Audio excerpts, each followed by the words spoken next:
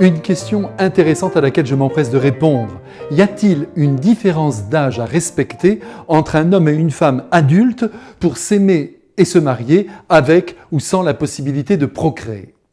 Très sincèrement, je ne le crois pas. Les âges n'ont rien à voir avec l'amour le plus dense, le plus profond, autrement dit, avec l'attachement irrépressible que deux êtres peuvent ressentir l'un pour l'autre.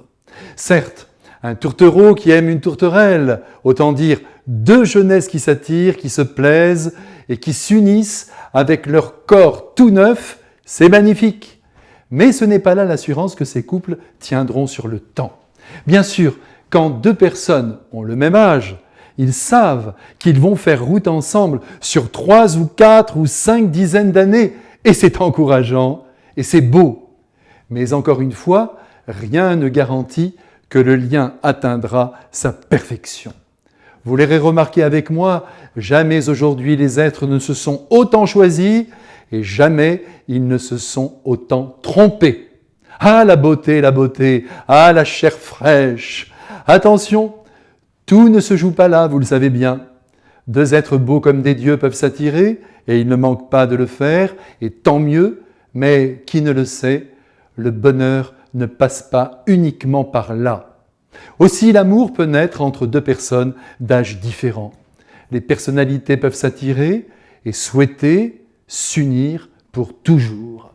Il peut y avoir même une grande différence d'âge, l'essentiel étant que chacun désire la présence de l'être aimé et se sente bien en sa présence. Je vous rappelle que la mère de saint François de Sales avait 14 ans lorsqu'elle se maria avec Monsieur de Sales, qui lui en avait 44. Autre temps, autre mœurs, me direz-vous. C'est bien vrai, mais c'est là la preuve que l'amour peut se vivre entre deux êtres d'âge différents. À ce sujet, de nombreuses femmes cherchent souvent un être d'exception, car elles sont capables, plus que les hommes, je le dis volontiers, de voir la beauté intérieure d'un être et d'une personnalité. Elles cherchent leur grand homme, et quand elles l'ont trouvé, elles sont heureuses et souvent comblées. D'aucuns disent que ces femmes recherchent la présence d'un père. Bon, arrêtons cette psychologie de bas étage.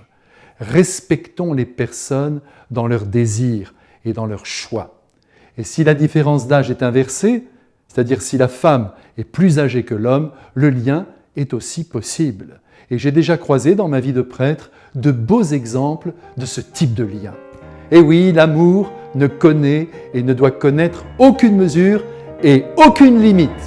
Aimez-vous. À bientôt.